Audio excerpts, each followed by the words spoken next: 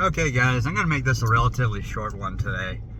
I was going through the polls for Joe Biden and for Kamala Harris, comparing like how they were rating up against Trump in both the two-way and the five-way race on RCP. And I was curious about this, so I did some number crunching. And I was going through every single one that I could. Now I'm gonna have to go through it again. It has changed a little bit. There have been some additions, like the Georgia five-way for Harris, I think, recently came out. But based on the averages, I took Trump's average from all the ones where he was matched up against Joe Biden. And I compared any polls that came out for Trump versus Biden, and then Trump versus Kamala, but specifically only the ones that were released on the same date and after Biden dropped out and Kamala Harris came in. So there would be no discrepancies. There would be as much crossover as possible. So that only left like 3 or 4 states and like the national average. Okay? And then I averaged up those polls to see like how much of a percentage Trump goes up in the polls between facing against Biden compared to him facing against Kamala. And then how much Kamala increases her percentage from Biden's. So for instance, say that it was a two-way race average. 2 polls came out after Joe Biden dropped out. Two-way national average, okay? Add those up. Say Trump came out to like 45% and Biden came out to like 42%. And then those same pollsters also at the same time did a Trump versus Kamala two-way national average or two-way national poll. So those pollsters also have an average out, and then Trump would have like an average between those 2 polls, and then Kamala Harris would have an average between those 2 polls. Based on my very quick analysis, Trump went up on average between, if you take all the polls between those states and the national average, Trump on average went up 1.2% just by swapping out Biden and Kamala. By taking away Biden and putting in Kamala, a lot of undecideds, 1.2% of them, suddenly decided to either switch from Kamala or go from undecided to backing Trump. Because either they don't like Kamala or they don't like what the Democrats just did by putting in Kamala. And while Kamala got on average like a 4.6% boost, there were some very heavily Democrat biased polls in there, but she got like a 4.6 point boost over Biden. On average, she's still losing to Trump. And this is the honeymoon phase. So not only did putting in Kamala solidify and increase the margin for Donald Trump,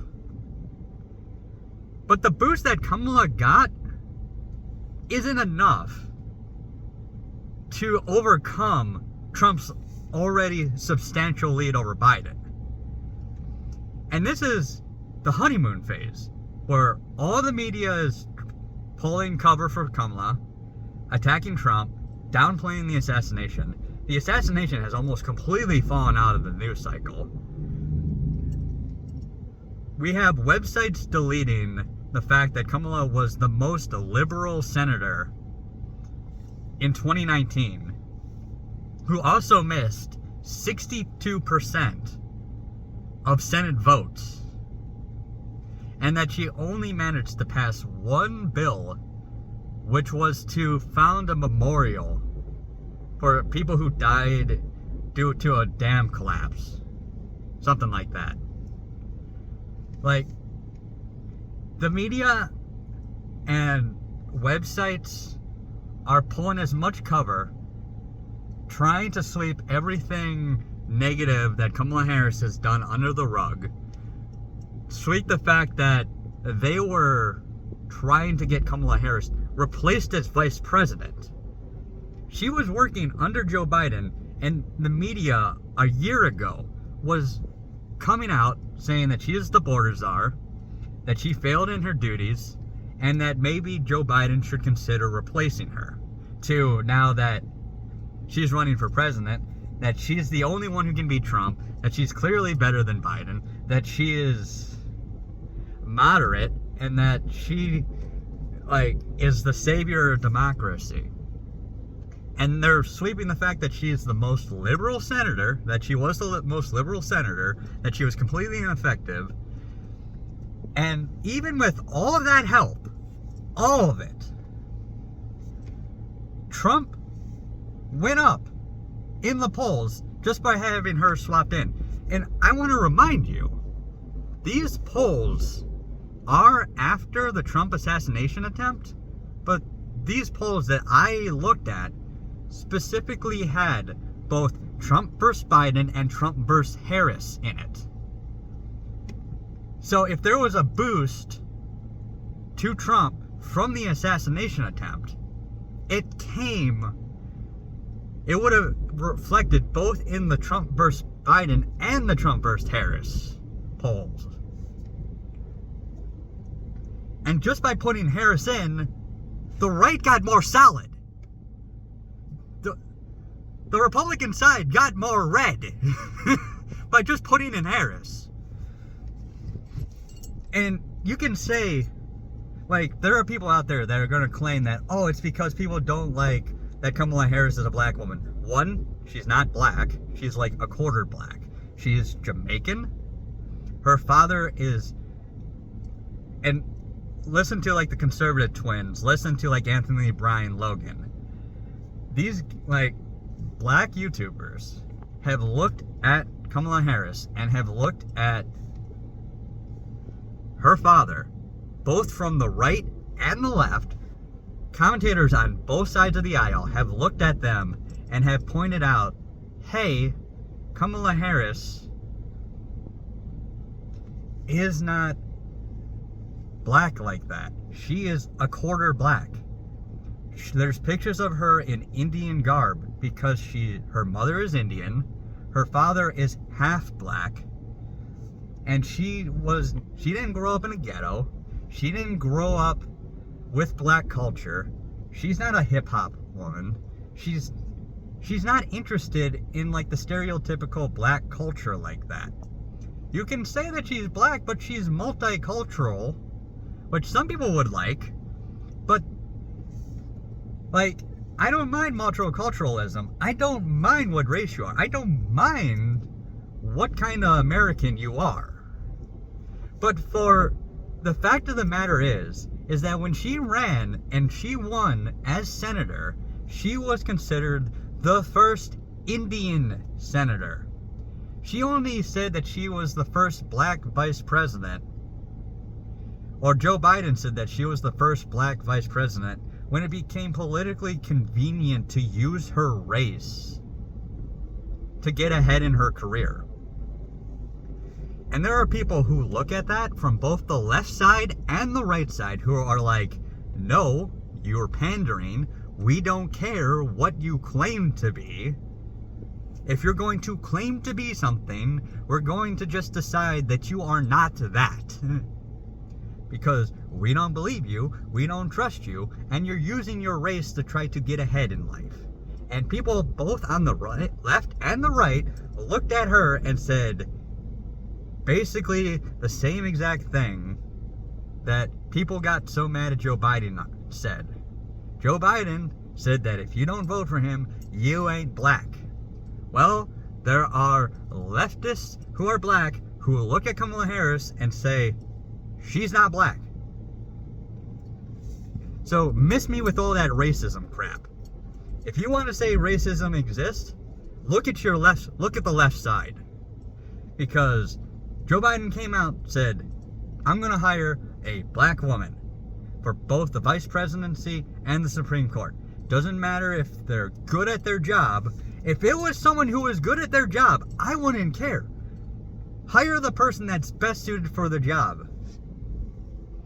But if you're looking at race and sex, first of all, over competency, then as a member of the military, again, all my opinion, but we have a Civil Rights Act for a reason, you're a racist. If that's all you're looking at. Like, you have to actually look at how someone is competent or not.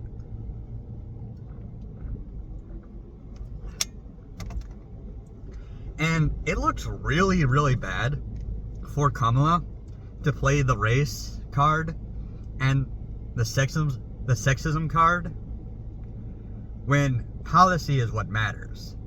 Because if that's all you're talking about, you're only talking about race and you're only talking about sex, and you just refuse to talk about policy, that gives me the indication that you have no policy, that you can't make good policy, that you can't have a good administration. And based on what we've seen from this administration, I'm just going to say it's not looking good for her. So the fact that when she got swapped in, that Trump suddenly gained more support because people looked at Kamala and said, like, yeah, I don't want that. Like, I don't want her. Because you got to remember, in 2020, one of the biggest reasons Trump lost is because of the anti-Trump vote. It wasn't because people liked Trump or liked Biden, or liked Kamala. There were a lot of people who voted for Biden and Kamala simply because they hated Trump. And like whatever third candidate that they would have preferred wouldn't have won. So a lot of people strategically voted for Biden, even though they didn't like Biden. And that's what made Trump lose. It wasn't how popular Biden and Harris were. Biden and Harris were pretty unpopular when they were running in 2020. Let's just face it, even with the media hiding a bunch of crap going on, Biden was never seen as like a good vice president. He was never really seen as a good senator. Neither was Kamala. Now, there were a lot of people who were absolutely in love with them, but that's true of any political candidate. But as on a whole, Trump lost due to the anti-Trump vote. So with Trump running, you can argue that that's what lost the Republicans the race. But now that we've seen a direct comparison between the Biden and the Trump presidencies, a lot of people are looking back very fondly on Donald Trump and saying, we were wrong, we should have stuck with Trump. And now that Biden is out and Kamala Harris, who's seen as weaker, who's seen as more incompetent, who's seen as more extreme than Biden is running, a lot of people are now anti-Harris voters. They're not supporting Trump, but they're looking at Harris and they're saying, I don't want her in office because she's incompetent, because she's not good at her job, because she's going to get us in the wars. And maybe they're right, maybe they're wrong, but that's how it falls. And people are going to look at that and they're going to claim it's racism all the way up until Harris loses in a landslide in November. But you got to get out and vote. If you actually want Trump to win and you want to keep Harris out, you got to get out and vote. Let them claim racism as much as they want. Just keep pointing out how much better Trump is compared to Biden and Harris. Point out the things that Harris has said, that Biden has said, that Biden and Harris have done, and point out all the things that Trump has done that are good. Not that everything that Trump has done is good, but by comparison, Trump is just so much better.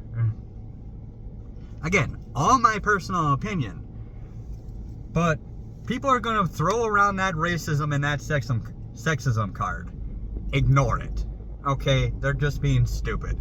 An anti-Harris voter is not racist just because they're specifically don't want Harris.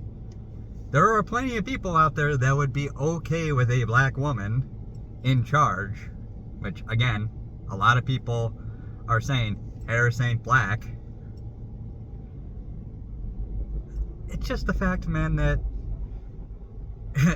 culturally, racially, a lot of people from both sides are looking at her and saying, yeah, she don't mesh like that. I mean, come on. And that's people's personal opinions. And when that's becoming the majority opinion, I mean, it's kind of hard to turn that around.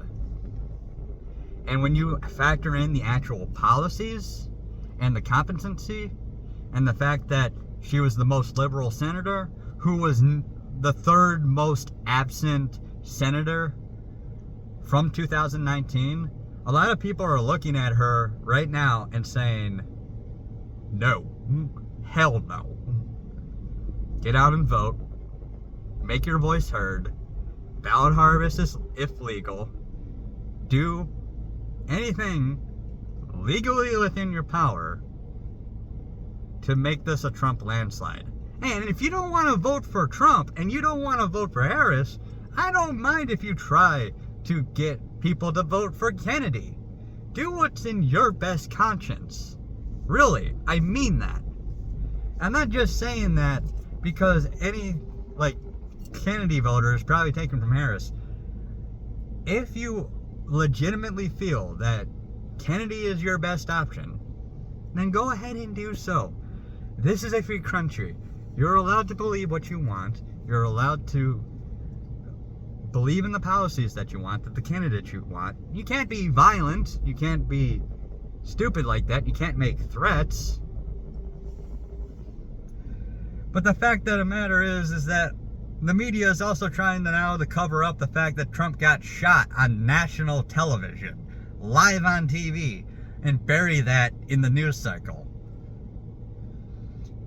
Apparently the media doesn't really care about violence that much anymore when it doesn't lead to, because normally they love talking about violence because it leads to so many hits on their websites. But when it's against the President of the United States that they don't want to be the next president, yeah, suddenly it gets swept under the rug. Go vote. Go vote for the candidate that you most support. If you're a Biden voter and you're watching this video for whatever reason, yeah, go vote. I don't agree with you, but go vote. There's going to be a lot of military personnel who go vote for Biden. It's going to happen. There's going to be a lot more that vote for Trump. But, again, your personal opinion. And I'm telling you right now that the Democrats swapping in Kamala, if you're a Biden-Harris voter, swapping in Kamala hurt you. It legitimately hurt your chances of winning. And you're in the honeymoon phase right now. And it's going to get worse from here on out. Her numbers are not going to go any higher than they are now. Because as more people learn about her and learn how extreme her policies are, she is going to lose support. And when I tell my side, the Republican side, the conservative side, I'm not a Republican. Hell, I'm not even sure I would be considered a conservative. When I talk to my side, vote down ballot. Vote for the candidates that you want to win. I would say Republicans, but I actually look at the primary candidates and try to vote for the Republican or the Democrat that I think is actually best for the job, and that sometimes is a Democrat. Hasn't been for a while when there's an actual Democrat and an actual Republican in the race.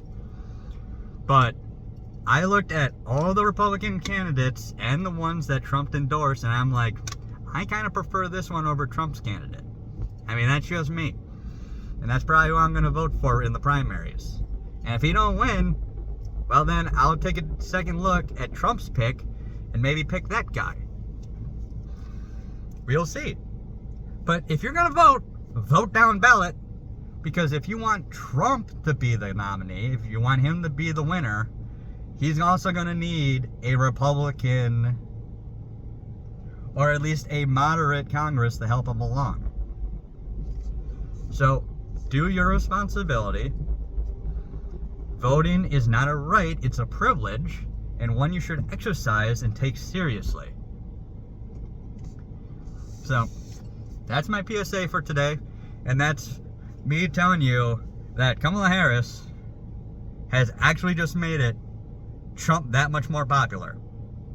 And it's not even because people necessarily like Trump, but it's just that Kamala Harris is just that bad of a candidate. So, anyways, she got more support on her side. She improved on Biden's numbers, but her coming in almost pushed Trump over the 50% mark. So, it is what it is. Bye now, forget. Bye, what the hell did I just say? Bye for now, guys.